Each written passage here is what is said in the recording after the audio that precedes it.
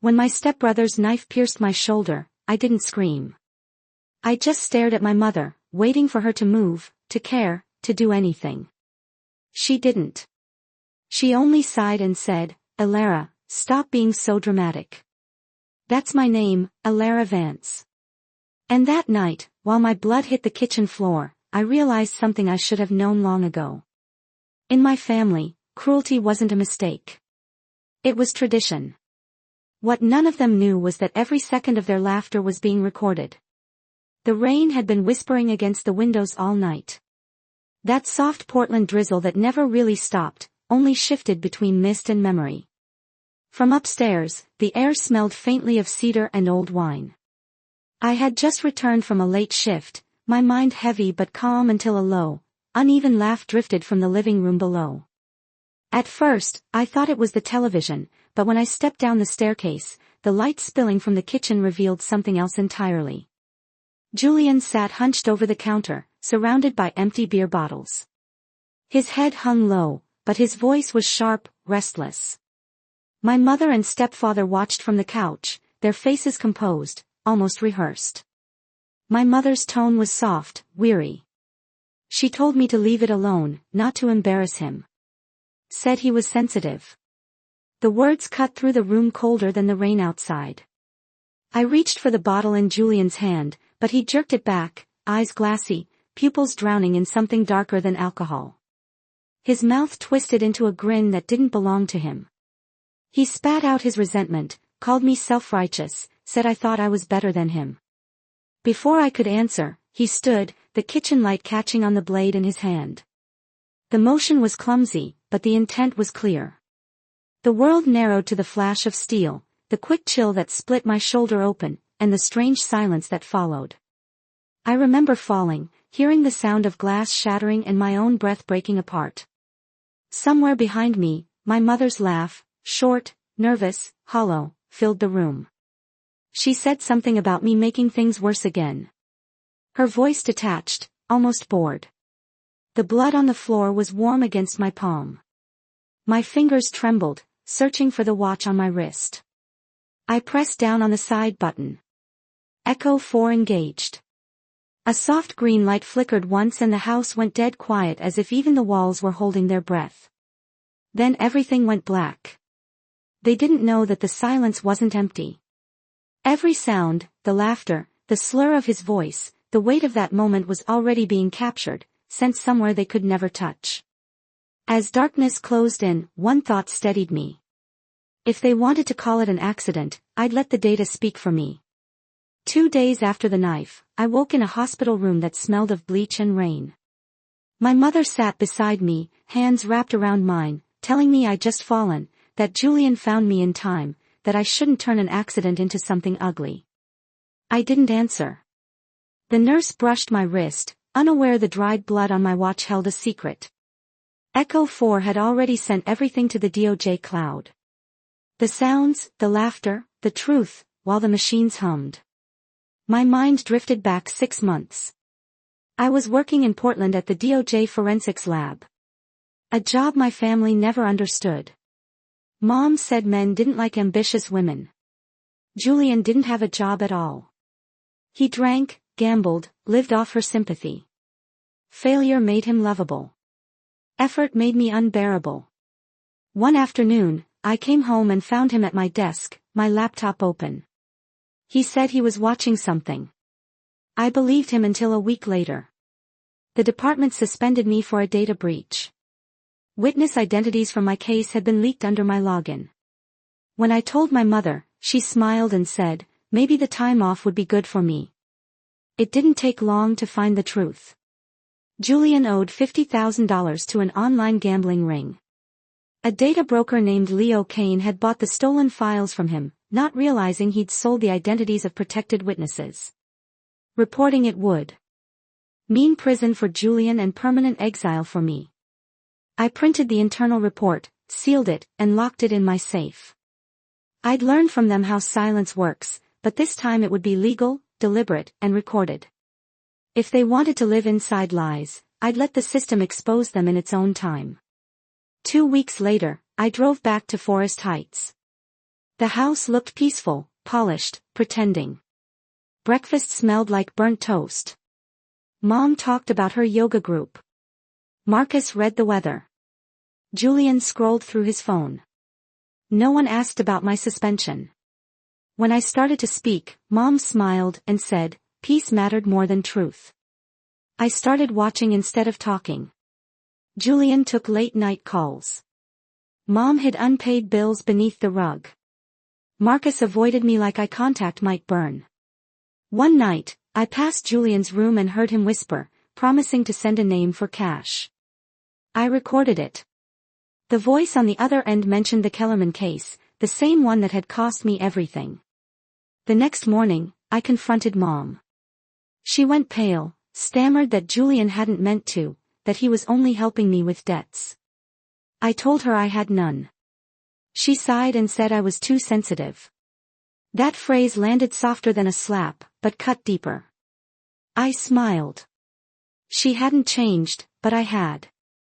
That evening, I encrypted the recording and sent it to DOJ Internal Security. If they doubted me before, they wouldn't now. The house stayed silent as I hit send. Truth, I reminded myself, always finds a way to listen.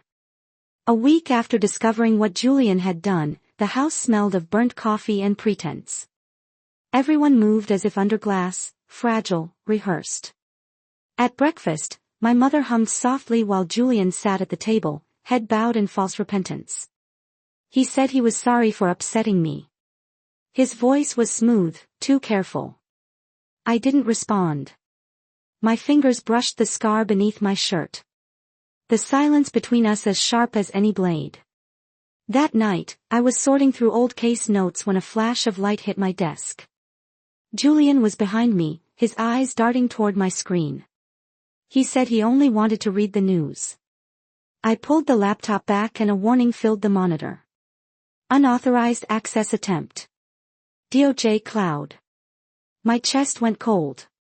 He tried to close it, yelling, but I stood my ground. I told him the system had already logged everything.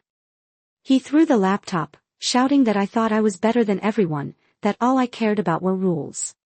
My mother rushed in, scolding me for making things worse, not asking a single question. When the drive hit the floor, it split open. I picked it up, saw the indicator lights still blinking, proof the system had already sent a backup to the DOJ server. I wiped the metal clean, and slipped it into my evidence pouch. If no one else believed me, the data would. That evening, my mother said I was tearing the family apart, that Julian was trying, that peace mattered more than justice. I asked if peace meant pretending nothing happened. She cried, insisting I made her sound heartless. I told her, maybe love without trust wasn't love at all. That night, thunder rolled over Forest Heights, and I moved to the couch. The storm was closer than it sounded. The next night, the real storm came. Rain pounded the roof. Thunder cracked open the dark. A crash echoed from the kitchen, glass shattering. Julian stood there again, drunk, his face red and wild. He muttered that I'd ruined everything, that he'd lose it all because of me. I said softly that he'd chosen his own ruin. He lunged, grabbing a kitchen knife. I backed away, but the blade sliced through my shoulder, heat and pain flaring like light. From the living room, my mother's calm voice drifted out, asking me not to overreact. That sound broke something far deeper than the wound. Blood ran down my arm. I hit the floor, pressing the button on my watch. A faint green pulse blinked. Echo 4 active. The system began recording. The scrape of the knife, my mother's laughter, the rain. When the ambulance arrived, she took my hand, whispering that I wouldn't say anything. Unnecessary, right? I smiled through the blood and said she didn't need to worry. I wouldn't have to say a word. The stainless steel fridge caught the reflection. Julian's hand, the blade, her frozen stare, a small security camera above the sink. Captured it, too. Echo 4 pulled the image, sealed it, and sent it away. Outside, sirens cut through the rain. Inside, the house was quiet again, pretending innocence. As they carried me out, I looked back once and thought they could twist every word. But this time, the silence already belonged to the record. 2 weeks after the attack, I was still at Portland General, learning how to move without tearing the 17 stitches across my shoulder. Every time I reached for a glass of water, the sting reminded me that pain was proof I'd lived long enough to see justice unfold. My mother arrived that morning carrying flowers and a story she'd practiced. She said I'd slipped, that Julian had called the ambulance, that he was sorry. Her voice was sugar and smoke. I only smiled. Silence unsettled her more than accusation ever could. When she left, I unlocked my work phone. On the screen, Echo 4 incident active. Uploaded to DOJ Cloud, Authorized Access Legal Division. The file was no longer mine. It now belonged to the state. 3 days later, I saw her Facebook post.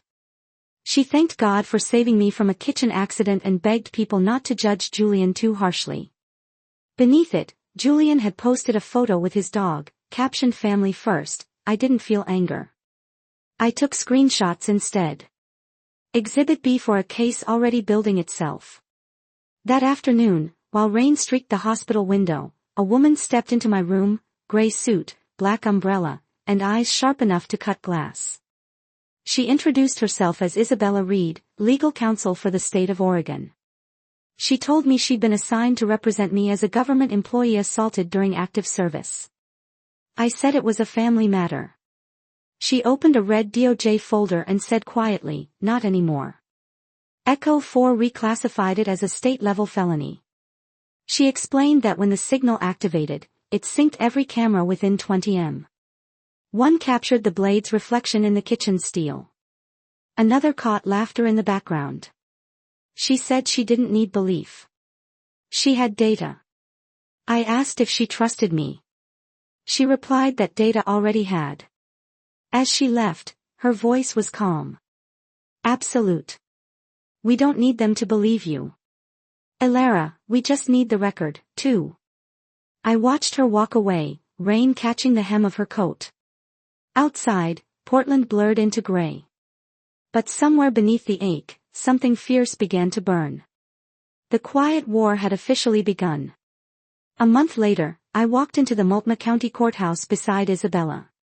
Across the aisle sat my mother, Marcus, and Julian, dressed like repentance itself, guided by a bargain basement lawyer who advertised family peace on morning TV. My mother's voice trembled as she whispered that I didn't have to make this worse. I met her eyes and said nothing. Their lawyer began with theatrical pity, painting Julian as a caring brother and me, as a control-obsessed woman on the verge of collapse. He quoted doctors, invented stress, tried to make me sound unstable. I stayed silent. That was their strategy to turn my composure into madness. Then Isabella stood. She laid the red DOJ folder on the judge's desk. Exhibit SHAO 239E, she said evenly. Echo for documentation of the assault on a state employee. The defense jumped up, shouting that this was a family dispute. The judge leaned forward. A family dispute with a federal seal. Objection overruled. The room shifted. The judge opened the file and read aloud. At 0204 hours, Echo 4 recorded physical assault accompanied by laughter from relatives present. You could hear the air leave my mother's lungs. Julian's knuckles whitened. Their lawyer sat down without a word. The judge looked up, his tone iron. You called her paranoid. Then I suppose the entire Department of Justice must be hallucinating, too. A faint uneasy laugh rippled through the room. I turned toward Julian. You stabbed me once with a knife, I said quietly. But Mom, you stabbed me with your words my whole life. No one spoke. Even the walls seemed to hold still. When the judge finally closed the folder, his verdict was simple. The case will proceed as criminal assault. Charges to be filed immediately. Outside, the rain was still falling. Isabella whispered that we'd won half the battle. I told her the other half was already happening. They'd built their world on noise. Now, for once, they'd have to sit inside their own silence. The courtroom felt electric. Every whisper charged with judgment. Cameras flashed outside, headlines already circling about the analyst, whose family secrets had gone federal. I sat at the plaintiff's table, still and composed. Across from me sat Julian, hands trembling, jaw tight, and beside him my mother in a pale blue dress, her face a mask of brittle pride. Their lawyer began his plea, calling it a tragic family accident, his voice shaking more with each word. The judge, a man with silver hair and steady eyes, leaned forward and said calmly that accidents don't come with evidence. Isabella rose, her gray suit catching the light as she connected her laptop to the courtroom screen. The video began. The kitchen, the dim light, the sound of a blade striking, and then my mother's voice, flat, unfeeling, telling me not to make a scene. Gasps rippled through the room. The reflection on the refrigerator showed Julian's arm. The knife, the truth. My mother shouted for it to stop, but the judge's voice cut through hers, sharp and final, warning her to remain silent. Then Isabella revealed the final blow. The DOJ data logs showing Julian had hacked into the Kellerman case files, downloading the names of protected witnesses. The judge's tone hardened. 10 years, he said, maybe more. Julian broke, sobbing that he only needed money. I stood, my voice steady, asking if selling people's lives had been worth it. The room went silent, absolute, heavy, undeniable. The gavel came down like thunder. Julian Quinn was found guilty of assault with a deadly weapon and unlawful access to federal data. The judge added a lifetime restraining order against him and looked at me with something close to regret. The state, he said, owed me an apology for ever making me fight alone. When the bailiffs cuffed Julian, my mother lunged forward, begging me to stop them. I turned away. Isabella's hand rose between us. That's close enough, she said. The sound of metal closing echoed through the chamber. A clean, sharp note of justice. As I stepped into the corridor, Isabella asked how it felt. I told her the truth. For the first time in my life, silence didn't terrify me. It finally meant peace. 2 months after the verdict, my name was still circling the news. Reporters called me the brave forensic analyst who brought her own family to justice. Colleagues sent flowers and cards filled with words like heroic and inspiring. I smiled politely, but inside I felt hollow. Justice didn't taste sweet. It tasted clean, like rain after smoke, leaving nothing but the echo of what used to burn. I moved into a small apartment with white walls and sunlight that didn't feel borrowed. The silence there was different, honest. On my desk sat a single photo. Me and my mother when I was 8, her arms around me. The world still simple. One morning, an envelope appeared in my mailbox. No return address. Only 2 words written in her familiar cursive. From Mom. Inside was a letter. Shaky handwriting bleeding through cheap paper. She wrote that I'd never understand that she only wanted to protect the family. That Julian was fragile and someone had to defend him. There was no apology, only justification dressed as love. Folded behind it was a photograph I thought I'd lost. My mother hugging me, smiling with pride. On the back in her neat younger script were 3 words, my brave girl. For a long moment, I just stared at it. Maybe once she had meant it, maybe that had to be enough. I placed the letter and photo into a fresh envelope and labeled it. Closed case, personal. Not because I forgave her, but because I was done carrying the evidence. The file slid into the cabinet, the latch clicking shut. A small sound. Final and kind. The past at last was sealed. A year later, the lab hummed with quiet precision. No courtroom, no blood, just the soft rhythm of machines processing strands of truth. Light reflected off the glass walls, sterile and steady. I stood at the front of the DOJ training room, leading a session for new analysts. The title on my badge read Lead Data Integrity and Evidence Ethics. On the table before me lay a sealed evidence bag, the kitchen knife from that night. I held it up, the steel catching the light through the plastic. I told them it wasn't just a weapon. It was a reminder that evidence doesn't lie, even when people do. The trainees watched in silence, their faces young, unmarked by betrayal. None of them asked, but I could see they knew. I wasn't just teaching policy. I was teaching survival. My hand drifted to my left shoulder, tracing the faint scar that time had refused to erase. I spoke again, my voice steady. Evidence never lies, but people do until the record speaks louder. The room stayed still, reverent. It was the kind of silence I had always wanted. The silence that meant respect, not dismissal. When the lecture ended, I walked down the corridor outside. The Oregon forest was wrapped in fog, the air cool and forgiving. I opened the window, breathing it in. The world smelled clean again. They laughed when I bled, I thought. But now their silence belongs to the record.